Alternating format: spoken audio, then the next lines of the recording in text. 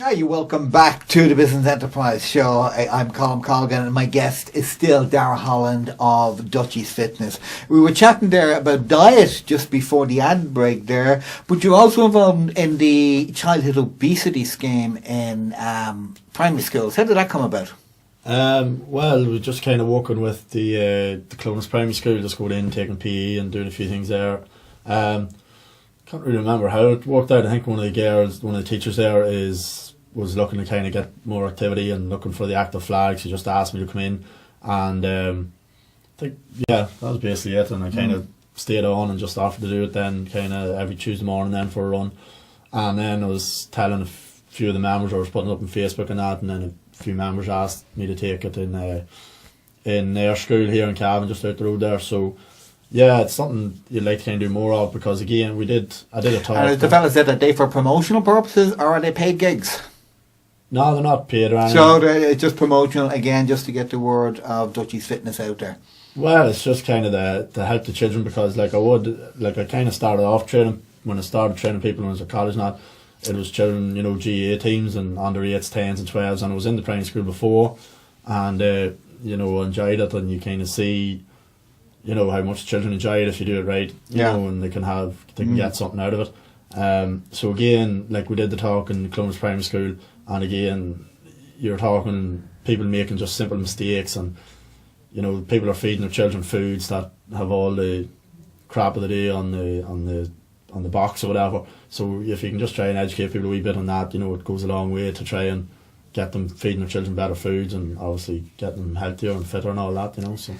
And is it more expensive now to give a kid a healthy lunchbox than it is to bang in a ham sandwich in a Mars bar and a pack of crisps? I wouldn't have thought so now. I've no children myself to talk, but again, you'd just be talking about eggs, meats, chicken, veg. I can't, it wouldn't be any more expensive than any of that. And when you say the kids to take a healthy lunch, what would be a healthy lunch, and B, something that'll sit in their lunchbox until dinner time anyway? So what could you give a kid as a healthy lunch? Well, again, you'd be talking it wouldn't be much different to children, to adults. The good foods are good foods. We even at the school we were talking to, a lot of children had their bottle of water out.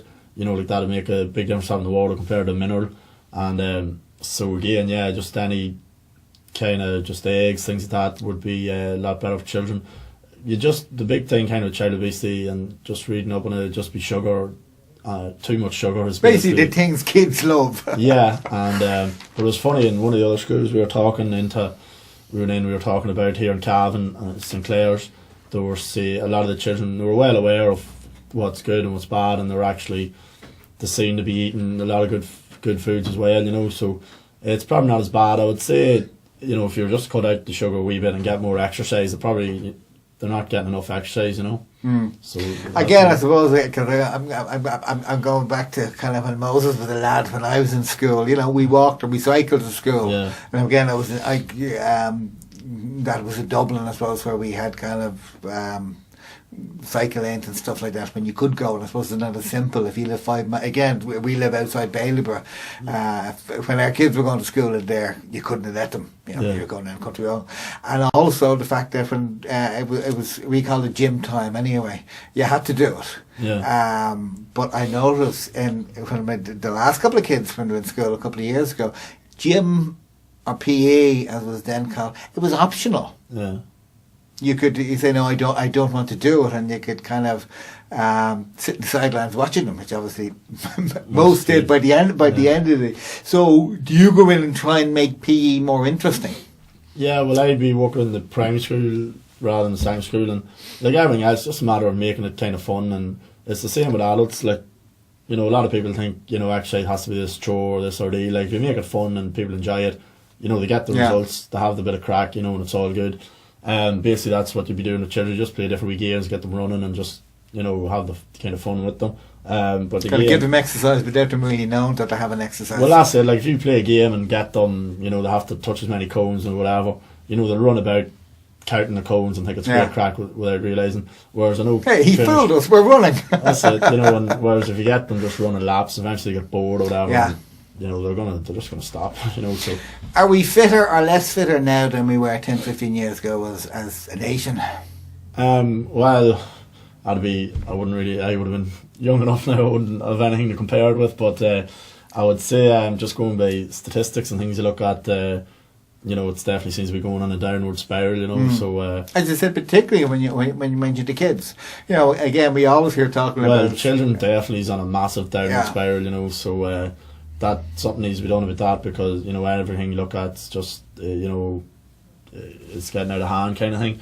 So and a lot of it, of course, kind of originates in the States, kind of makes its way over.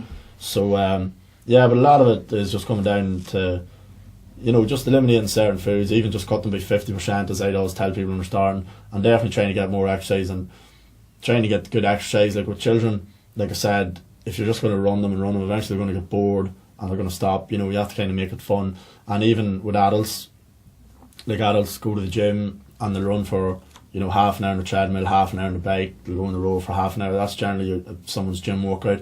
And then 100 sit-ups because they're trying to lose belly fat. But again, they'll get far more enjoyment out of it and far more results if they were just condense that into like 45 minutes, 60 minutes if they want, and just make it more productive, There's a lot of kind of fun exercises there. I'm thinking of Zumba, Taibo, things like that. I suppose they would be competitive, but I suppose also it just highlights the need for fitness and kind of people. I feel a bit stupid doing a Zumba dance, but hey, I might go to Dutchys. That's kind of more regulated. Is that highlighting the awareness that people need to be fit, A, and B, that fitness can be fun? Well, we the girl that works with me, Inga, takes Zumba a couple of nights a week in the facility there. Oh, Inga doing Zumba, that sounds very exotic now, I have to say. So don't spoil it for me. You must check it out. So, obviously there's loads of ways of fitness and training and all that, and there's a lot of variations of exercise. Like any exercise is always better than no exercise. So we'd always tell people to do something. But again, it depends what your goals are, and if you're really looking to get in shape and lose weight, which is what most people are looking to do. You want to be a bit more selective on your type of exercise. So going back to the business, your customers, how do you get them? How do they find out about you? I know we have a fantastic website, but unless somebody knows about the website, people aren't going to be looking. So how do you actually go out about drumming up business? Well, like the first 6 months, I would have been I done a lot of things to just get people in the door, kind of thing. Some of them worked, some of them were a bit dopey, I suppose. But after about 6, maybe 9 months, it really just kind of took off because it was just pure word of mouth. And that's basically what we rely on now. The website's there and we use it just to kind of give out information or whatever, but word of mouth's how we get most people in. And anytime we'd ask people, a new person comes in, they'd always ask how did you find out about us, they'd always say, oh, word of mouth, friends. So I kind of realised after about 9 months, instead of always chasing after people, you want to take care of the people you have. And even just working with different business or whatever, you find that a lot of people kind of miss that point, I think, in business. Absolutely. People get a customer in and say, right, he's gone and we already have him. Now let's go get somebody else. And you might give somebody else a special offer just to get them in. And you've forgotten about the customers that you've had for the past 6 months. That's exactly it. And I was probably guilty of that for a few months, and the penny kind of dropped then that, it should just be, if you take care of the people that are there and make sure they're getting what they want, out of it. And that's really what it's all about. And I suppose with Facebook, we do a lot on Facebook as well, and people see us in that. So I suppose that'll be our two main kind of sources. And of course, as you say, keeping your customers happy. They're happy customers, but also the fact that I go to a great fitness centre, it's called Dutchys, you should try it out. They're not only customers, they're also unpaid salesmen for you.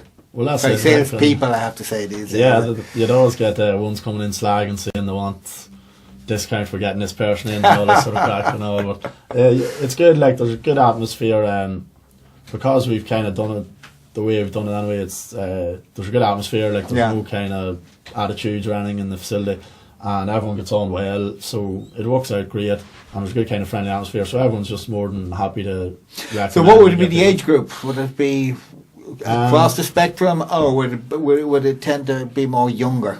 No, well, it'd be right across the spectrum, but I'd say between 30 and 55 would be the vast majority, that kind of age. we'd have we definitely have a few people in their 20s, and then we'd have a few people in their late 50s, 60s. But I suppose you'd have that kind of middle-age bracket. And the male-female mix? It'd be probably 70%, 65-70% female. It started off a lot more, maybe 90-95% female. So it was hard to get a few of the lads in, and even though that they had all these fit women there, Yeah. they wouldn't fit going in. You wouldn't be long with having them fit, I suppose. Well, that's it. That's it. But yeah, lads just be afraid of going in. But no, it kind of built up then over time. Again, word of mouth, a few lads come in, and they'd tell a few more lads, and even the success stories and all we have on the website. We try and make sure to have a few lads there so that they realise it's not all just women, So yeah, it just kind of built up, and the same with the Close class. It just builds up once you get a few in. Start talking. Now, your training regime, is that something A, you've developed yourself? B, is it constantly changing? And C, have you anything in the pipeline that's new? You mean for the sessions? For the exercise sessions, yeah. Or is exercise kind of the same as they've been doing since? No, well, we'd always be looking to improve it, and you'd be looking for different variations.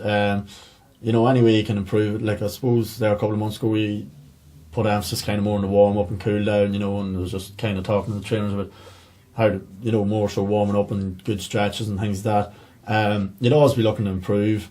The basic principles would all remain the same. You'd have your basic exercise, your squats, your lunge, press ups, plank, things like that, and your rows and pull ups and that. But there's always different variations of ways you can do them, and there's always ways to make sure that people starting off are eased in better, that kind of way. Yeah. And but if you're doing the same exercise, we'll say, for a couple of weeks, a couple of months, you might be getting great results, but I'm sure after a while you'd be kind of getting fed up. Do you kind of change and adapt that particular exercise? Yeah, well, that's where we do we have a lot of equipment there, and we'd get them on the weights, so. If you have 5 people maybe doing a certain exercise on weights, you'd be looking and seeing, rightly that one person should be lifting heavier, they're well fit that. One person should be lifting lighter, so you'd be telling her to maybe lift lighter and him or her to lift heavier.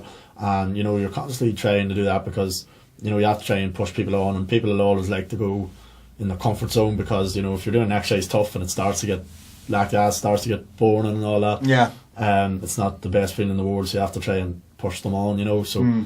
definitely kind of lifting heavier, as long as your technique obviously is good.